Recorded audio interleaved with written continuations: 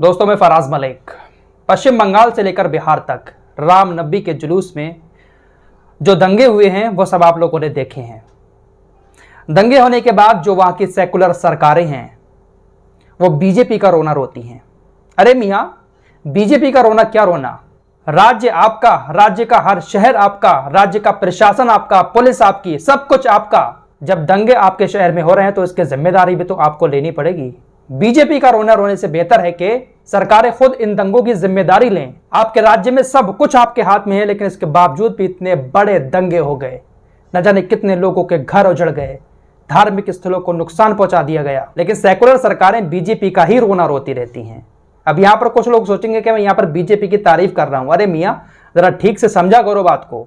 सब कुछ जब आपके अंडर में है, आपके राज्य में, उसके बावजूद भी दंगे हो रहे हैं तो इसका जिम्मेदार बीजेपी क्यों है? जिन राज्यों में बीजेपी की सरकार है, अगर वहां पर दंगा होता है तो राज्य सरकार, बीजेपी की सरकार जिम्मेदार है। लेकिन आपके राज्य में अगर दंगा हो रहा है, नीतीश कुमार साहब, ममता बनर्जी दीदी, तो इसके जिम्मेदार बीजेपी नहीं है। कार्रवाई आपको करनी है, आपकी पुलिस को करनी है।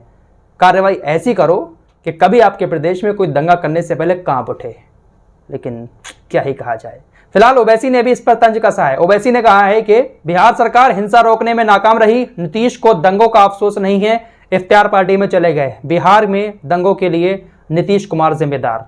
असदुद्दीन ओवैसी ने नीतीश कुमार की सरकार को जिम्मेदार बताया है। असदुद्दीन ओवैसी ने कहा कि खुले तौर पर यह साजिश चल रही है, बीजेपी ध्रुवीकरण करना चाहती है, वहीं नीतीश कुमार मुसलमानों के दिलों में डर पैदा करना चाहते हैं कि मुसलमान डरें और वो हमारे साथ रहें। नीतीश कुमार और तेजस्वी यादव मुसलमानों के दिलों में खौफ पैदा करवाना चाहते हैं। इस तरह के दंगे करवाकर ये आरोप असदुद्दीन ओवैसी ने लगाए हैं ताकि मुसलमान उनको वोट देते रहें, उनके साथ जुड़े रहें। फिलहाल बिहार की पुलिस अब एक्शन में नजर आ रही है। सीसीटीवी फुटेज खंगाले जा रहे हैं, आरोपियों की धरपकड़ जारी है। लेकिन इस तरह से देश के अंदर ये जो धार्मिक दंगे होते हैं ना, ये देश के लिए अच्छा नहीं होता है। ट्रेंड चलते हैं ट्विटर पर, पूरी दुनिया देखती है कि भारत के अंदर लोग किस तरह से आपस में लड़ रहे हैं। फिलहाल उत्तर प्रदेश की तरफ चलते हैं। उत्तर प्रदेश की योगी आदित्यनाथ की सरकार ने 11वीं और 12वीं के सिलेबस में कुछ चेंजेस किए हैं। योगी सरकार ने 12वीं में पढ़ाई जाने वाली इतिहास की किताब में से मुगल का चैप्टर खत्म कर दिया है। अब मुगलों का इतिहास 12वीं क्लास के बच्चों को नहीं पढ़ाया जाएगा। 2023 और 24 के सिलेबस में मुगलों का जो चैप्टर था वो चैप्टर इतिहास की किताब में नहीं होगा। साथ ही साथ नागरिक शास्त्र की किताब से अमेरिकी वर्चस्व और शीत युद्ध का पाठ भी हटा दिया गया है। 12वीं के अलावा उत्तर प्रदेश के अंदर 11वीं क्लास के सिलेबस में भी बदलाव किया गया है। 11वीं के इतिहास की किताब से इस्लाम का उदय नाम का एक चैप्टर था, इस चैप्टर को भी हटा दिया गया है। इस चैप्टर में इस्लाम के बारे में पूरी जानकारियां थी कि इस्लाम कहां से शुरू हुआ, कैसे फैला, इस्लाम का उदय यानी किस तरह से इस्लाम फैला, उस बारे में सब कुछ था। लेकिन इस चैप्टर को भी अब हटा दिया गया है। दूसरा, संस्कृतियों में टकराव का चैप्टर भी हटाया गया है और प्रौद्योगिक क्रांति पाठ भी हटाए गए हैं। तो ये एक बहुत बड़ा फैसला उत्तर प्रदेश की योगी सरकार ने लिया है, क्योंकि बचपन से लेकर आज तक जो भी भारत के अंदर पढ़ा है उसने मुगलों के इतिहास के बारे में जरूर पढ़ा होगा अपने सिलेबस में। लेकिन अब आने वाले दिनों में सिलेबस में मुगलों का इतिहास पढ़ने को नहीं मिलेगा। साथ ही साथ इस्लाम का उदय नाम से जो एक चैप्टर था उसको भी हटा दिया गया है। अब इस पर समाजवादी पार्टी के एक नेताजी है, उन्होंने क्या कहा। इकबाल मसूद इनका नाम है, समाजवादी पार्टी के ये विधायक हैं। इन्होंने कहा कि मुगलों का इतिहास पूरी दुनिया में है, इनके मिटाने से मुगलों का इतिहास मिट नहीं जाएगा। उन्होंने लंबे समय तक यहाँ पर राज किया, कुतुब मीनार, लाल किला, ताजमहल सब कुछ बनवाया, क्या उसको भी मिटा दोगे?